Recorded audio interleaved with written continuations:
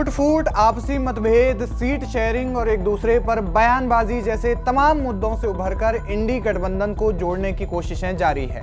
5 राज्यों के विधानसभा चुनाव में जो गठबंधन अलग अलग चुनाव लड़ा था, जो गठबंधन बीजेपी को हराने का मकसद भूलकर एक दूसरे को ही हराने का भाव लिए चल रहा था, उस गठबंधन को अब अंततः अपना मुख्य प्रतिद्वंदी याद आ गया है और अब एक बार फिर उस प्रतिद्वंदी को हराने के लिए वो गठबंधन एक हो रहा है। लेकिन एक होना अन्य राजनीतिक पार्टियों के लिए बेशक सही हो सकता है, लेकिन कांग्रेस के लिए ये बिल्कुल उल्टा साबित हो रहा है। इस गठबंधन में कांग्रेस प्रेशर पॉलिटिक्स का शिकार हो रही है और एक शर्मनाक रिकॉर्ड बनाने की दिशा में आगे बढ़ रही है। दरअसल लोकसभा चुनाव से पहले ही इंडी गठबंधन में सीट शेयरिंग का जो पेच है वो गठबंधन की अन्य पार्टियों के लिए चाहे जैसा साबित हो रहा हो, लेकिन कांग्रेस के लिए किसी बुरे सपने से कम नहीं होने वाला है।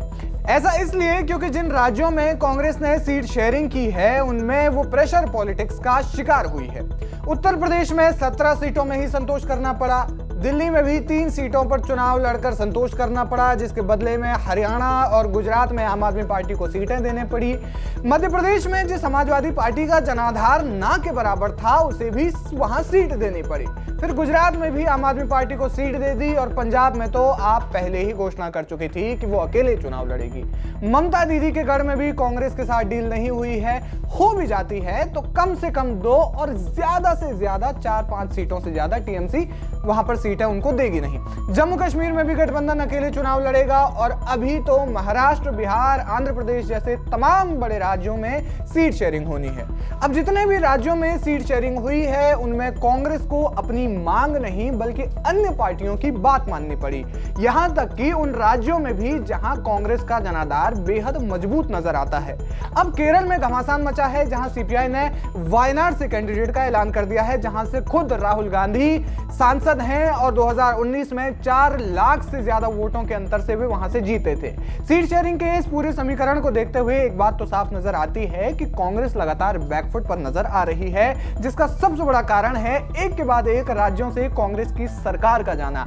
यही कांग्रेस के लिए सबसे बड़ा प्रेशर है कि एक तो राज्य में सरकार नहीं, इसलिए लोकसभा में सीट नहीं, मतलब कम सीटें। अब इन राज्यों के अलावा तमिलनाडु में डीएमके कांग्रेस को 39 में से 10 सीटें देने के लिए भी राजी नहीं है। महाराष्ट्र में शिवसेना यूबीटी बताया जा रहा है कि 20 सीटों पर दावेदारी ठोक रही है और कांग्रेस को 15 सीटें दे रही है।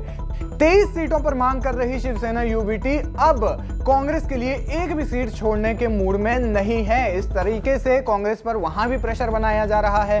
अब अगर इसी तरह कांग्रेस प्रेशर पॉलिटिक्स में आती रही और कम सीटों पर संतोष करना पड़ा तो आंकड़ों के मुताबिक वो बमुश्किल 355 सीटों पर चुनाव लड़ पाएगी। पिछले चुनावों के रिकॉर्ड के अनुसार कांग्रेस 545 सदस्यों वाली लोकसभा के लिए कांग्रेस हमेशा से ही 400 से ज्यादा सीटों पर चुनाव लड़ती नजर आई है। 2019 की अगर हम बात करें तो पार्टी ने 421 कैंडिडेट उतारे थे, जिनमें से महज 52 लोकसभा पहुंच पाए थे। 2014 की अगर हम बात करते हैं तो 464 प्रत्याशी मैदान में उतारे गए थे, लेकिन वहां पर इससे ज्यादा करारी हार हुई थी। 44 सीटें महज कांग्रेस को लोकसभा में मिली थी, यानी कि सिर्फ 44 सदस्य, 44 सांसद देश भर से जीते थे। हैरानी की बात है कि कभी देश की ज्यादातर सीटों पर प्रत्याशियों को उतारने वाली कांग्रेस और उन सीटों पर जीतने का भी मादा रखने वाली कांग्रेस 400 सीटों पर भी प्रत्याशी नहीं उतार पा रही है। ऐसे में लोकसभा में कांग्रेस किस स्थिति में खड़ी होगी ये देखना दिलचस्प होगा और 2024 के चुनाव में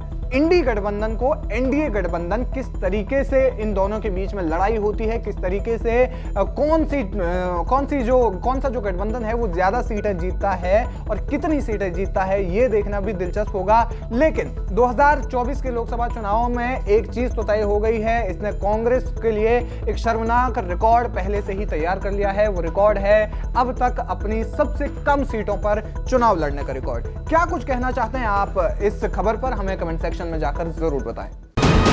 वीके न्यूज, राष्ट्र के नाम।